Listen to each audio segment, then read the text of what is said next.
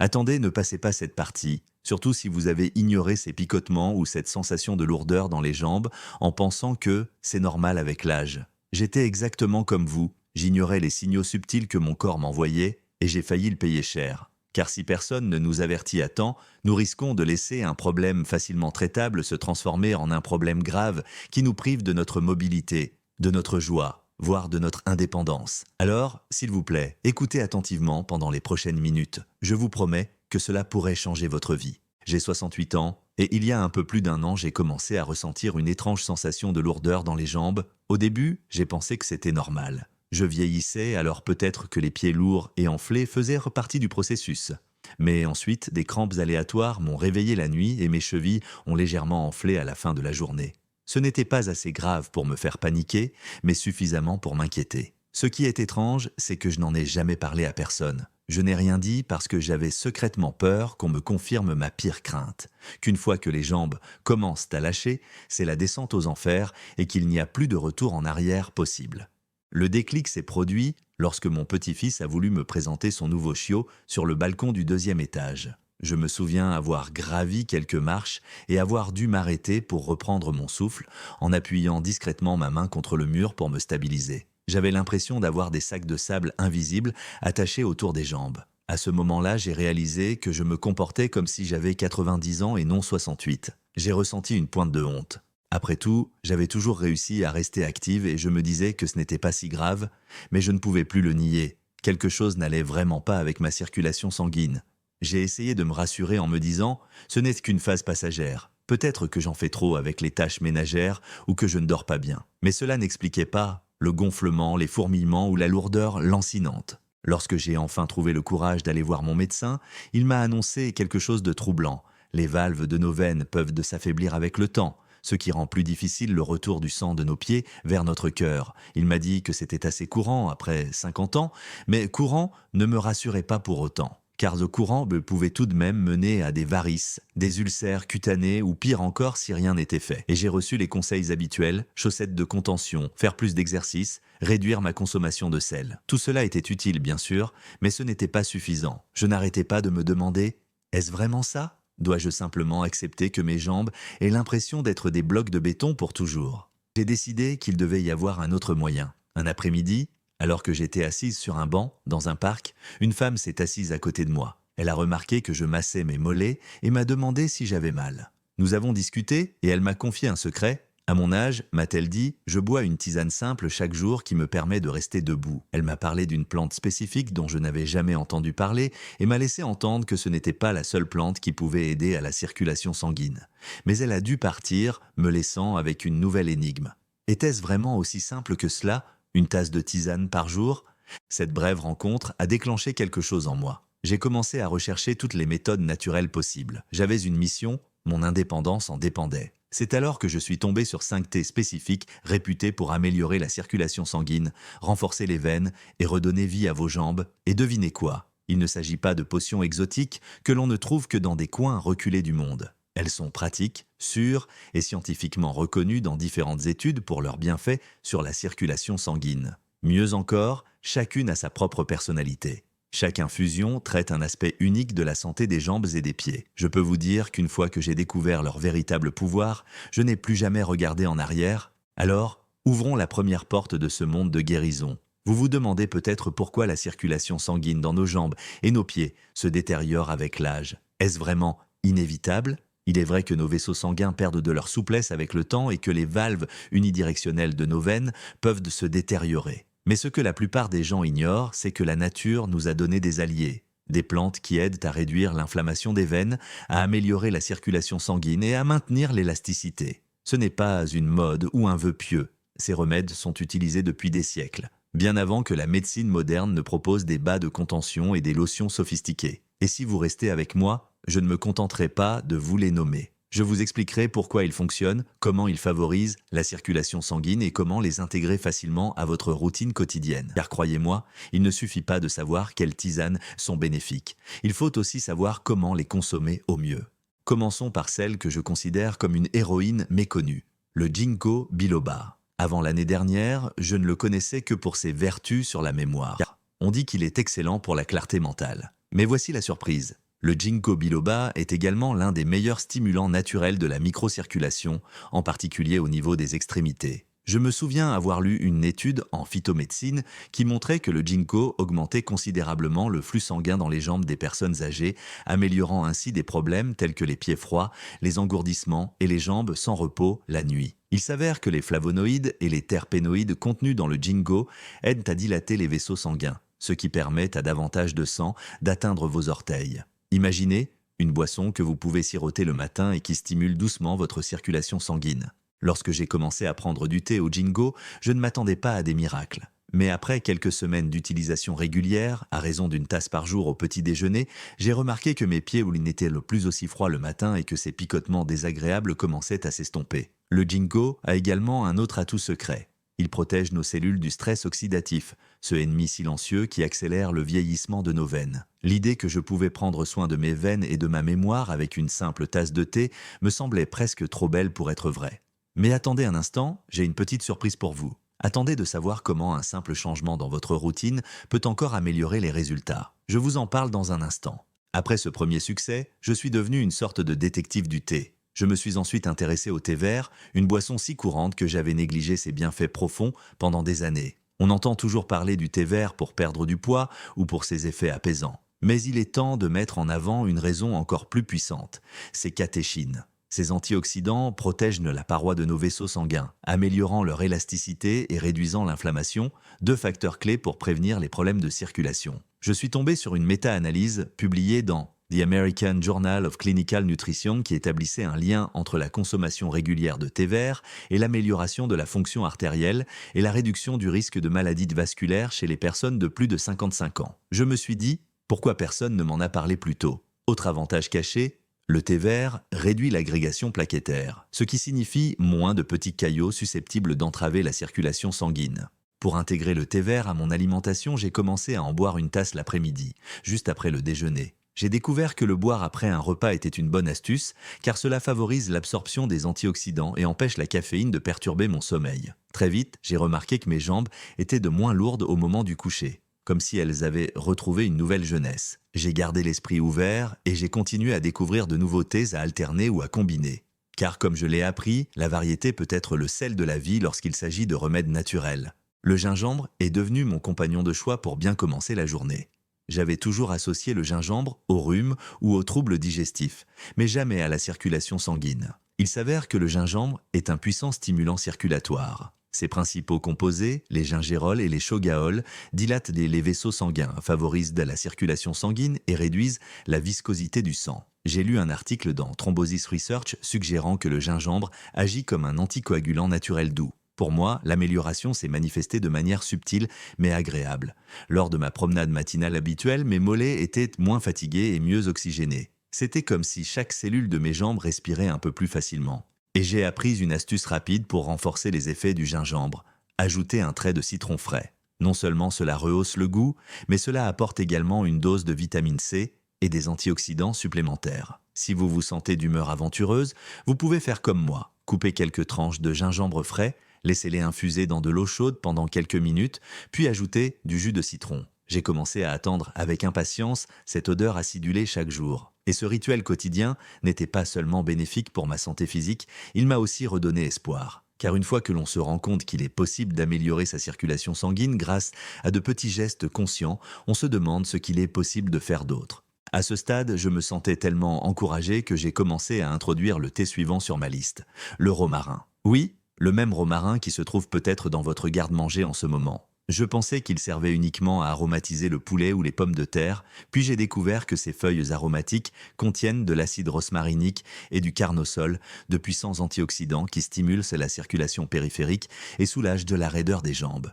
Au début, j'étais sceptique. Du romarin? Vraiment? Mais une étude publiée dans le Journal of Medicinal Food a attiré mon attention. Elle expliquait en détail comment le romarin améliore la circulation sanguine capillaire et aide à protéger les vaisseaux contre les dommages oxydatifs.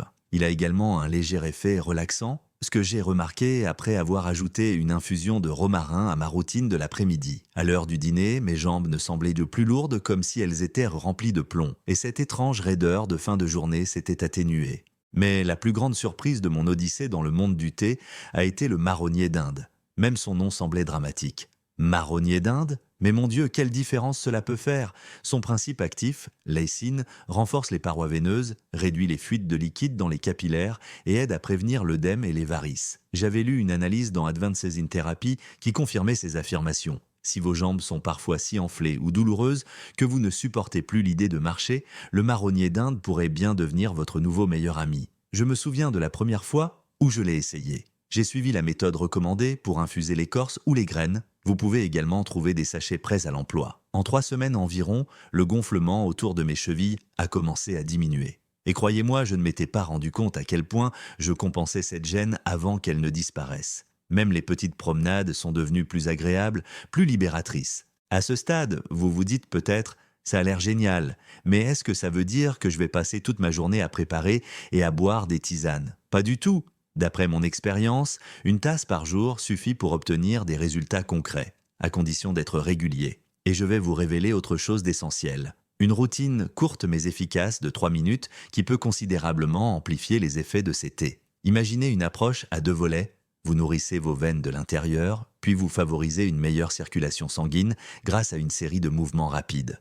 Voici la routine que j'ai commencé à suivre religieusement. Une fois par jour, de préférence après mon thé, je m'assois sur une chaise, le dos droit. Je soulève légèrement mes pieds du sol et dessine des cercles avec mes chevilles. Je fais cela pendant 30 secondes dans le sens des aiguillets d'une montre, puis 30 secondes dans le sens inverse. Cela peut sembler ridiculement facile, mais ce petit mouvement aide à stimuler la circulation sanguine autour des chevilles et du bas des jambes, des zones sujettes à la stagnation. Ensuite, je posais mes pieds et faisais des levées de talons. Je levais les orteils pendant 5 secondes, les baissais puis levais les talons. Je répétais ce mouvement pendant 1 minute en ressentant vraiment l'étirement doux. Enfin, je me levais et faisais des extensions des mollets pendant 1 minute supplémentaire. Je me mettais lentement sur la pointe des pieds, faisais une pause, puis redescendais. Si vous n'avez pas essayé cela depuis longtemps, vous serez surpris de sentir vos jambes revivre après cet exercice.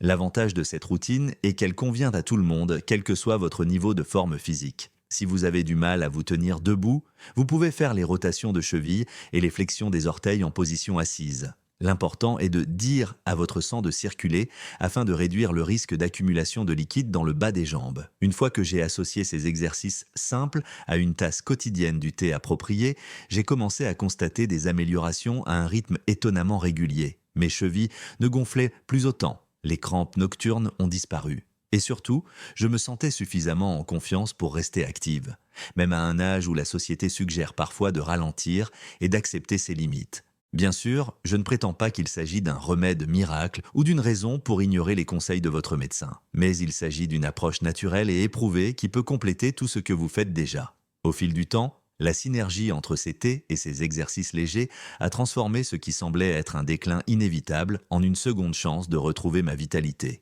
Et si vous êtes toujours avec moi, j'aimerais que vous imaginiez quelque chose. Visualisez-vous en train de sortir du lit, de poser vos pieds sur le sol sans grimacer à cause de cette raideur ou de cette lourdeur habituelle. Imaginez-vous en train de faire vos courses sans chercher un banc pour vous asseoir à mi-chemin. Et si vous pouviez profiter d'une soirée paisible sans crampes, inexplicable dans les jambes? C'est le véritable cadeau que ces remèdes m'ont offert. Une vie normale et active, libérée de cette crainte silencieuse que mes jambes lâchent à tout moment. Car il ne s'agit pas seulement de confort, mais aussi de liberté. La liberté de sortir sur le porche pour arroser vos plantes, de faire le tour du quartier, de monter les escaliers sans vous retenir, ni vous sentir mal à l'aise. Nous oublions parfois à quel point il est précieux de pouvoir bouger sans douleur ni crainte. Et croyez-moi, c'est quelque chose que vous pouvez retrouver, même si l'on vous a dit qu'il était normal de se sentir vieux et raide.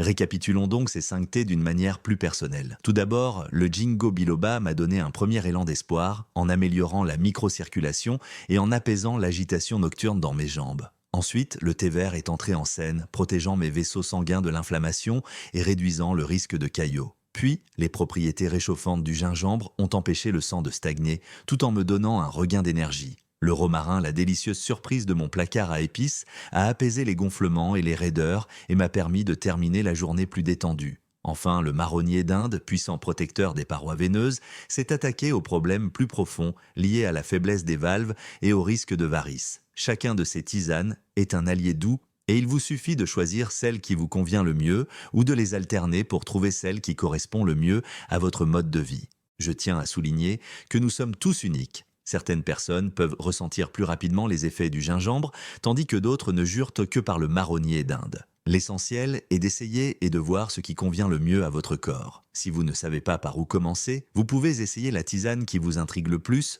ou celle que vous trouvez le plus facilement dans votre région. N'ayez pas peur d'expérimenter un peu. Et n'oubliez pas que la régularité est essentielle. Boire une tasse par mois ou deux ne vous apportera pas les résultats escomptés. Engagez-vous à en consommer quotidiennement pendant quelques semaines, puis faites le point. Vous vous demandez peut-être s'il n'est pas trop tard ou si vous n'êtes pas trop âgé. Je vous assure qu'il n'est jamais trop tard. J'ai rencontré des personnes âgées de plus de 80 ans qui ont constaté une différence notable après avoir adopté cette approche. Le corps humain est étonnamment résistant lorsqu'il bénéficie d'un soutien adéquat. Et il ne s'agit pas de vivre éternellement, mais de bien vivre, sans les douleurs et les limitations évitables que tant de gens acceptent comme normales. Bien sûr, vous êtes peut-être un peu sceptique, je l'étais aussi. Je me disais, si c'était vraiment aussi simple, les médecins me l'auraient dit. Mais n'oubliez pas que ces tisanes ne sont pas aussi rentables pour les grandes entreprises qu'un nouveau médicament. Et même si certains praticiens les recommandent, elles peuvent se perdre parmi tous les autres conseils qui circulent. Réduire le sel, surveiller son cholestérol, porter des bas de contention, surélever les pieds, mais le fait qu'elles soient négligées par certains ne signifie pas qu'elles ne sont pas efficaces. Nos grands-parents et arrière-grands-parents ont utilisé ces remèdes pendant des siècles, souvent avec des résultats impressionnants. Laissez-moi vous poser une question. Vous arrive-t-il aussi, à la fin de la journée, de vous masser les pieds et de vous demander quand sont-ils devenus si gonflés? Si c'est le cas, vous êtes exactement la personne à qui je m'adresse. N'attendez pas que vos varices s'aggravent d'où que les crampes deviennent si douloureuses que vous devez boiter jusqu'à la salle de bain la nuit. J'ai fait l'erreur d'attendre que mes jambes m'obligent littéralement à affronter le problème. Et je m'estime chanceuse d'avoir découvert une alternative avant que les choses ne s'aggravent. Ce sont parfois les plus petites décisions qui ont le plus grand impact, comme celle de s'offrir chaque jour une tasse de l'une de ces tisanes naturelles. Et si vous voulez vraiment amplifier l'effet, faites cette routine de mouvement de 3 minutes. Il est étonnant de voir à quel point ce petit coup de pouce à la circulation peut maintenir vos veines et vos valvules en bonne santé. Surtout si vous l'associez à des promenades douces ou à des étirements légers tout au long de la semaine. Si vous ressentez un élan de curiosité ou d'espoir, ne le laissez pas passer, saisissez-le. Parce que vous méritez de passer votre journée sans cette lourdeur lancinante, sans avoir l'impression que vos jambes appartiennent à quelqu'un de beaucoup plus âgé. Et pour beaucoup d'entre nous, c'est possible grâce à ces approches simples et naturelles. Je vous invite donc à choisir une tisane. Le ginkgo biloba si vous êtes également intéressé par ses bienfaits cognitifs, le thé vert si vous souhaitez protéger votre système cardiovasculaire, ou le gingembre si vous aimez son goût piquant. Engagez-vous à en boire une tasse par jour pendant au moins 2 ou 3 semaines. Accompagnez-la de cercles avec les chevilles, de levées des talons et de légères flexions des mollets. Puis vérifiez l'état de vos jambes. Sont-elles moins fatiguées? Les crampes nocturnes s'atténuent-elles? Si la réponse est oui, continuez ou envisagez d'ajouter un autre thé pour voir s'il complète vos progrès. Si la réponse est non, essayez une autre option ou prolongez la durée. D'après mon expérience, les changements peuvent être subtils au début, mais ils deviennent plus spectaculaires à mesure que vous persévérez.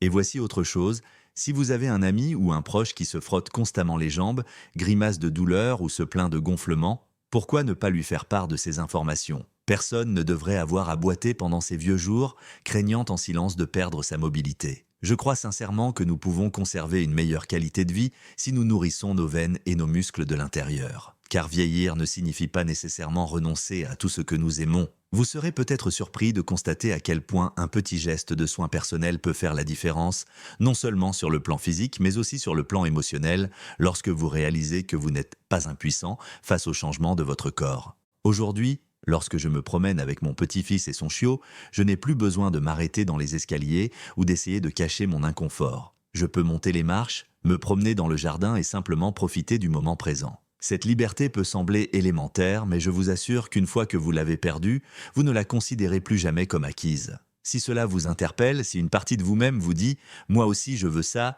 alors laissez cela vous pousser à essayer quelque chose de nouveau. J'aimerais avoir votre avis. Utilisez-vous déjà l'un de ces thés ou êtes-vous curieux d'essayer l'un d'entre eux? N'hésitez pas à partager votre expérience, car vos mots pourraient inspirer quelqu'un qui hésite encore. Si vous voulez vivre plus longtemps, vous sentir mieux et prendre vraiment soin de votre corps, ne vous arrêtez pas là. Regardez la vidéo qui apparaît sur votre écran. Elle pourrait changer votre vie.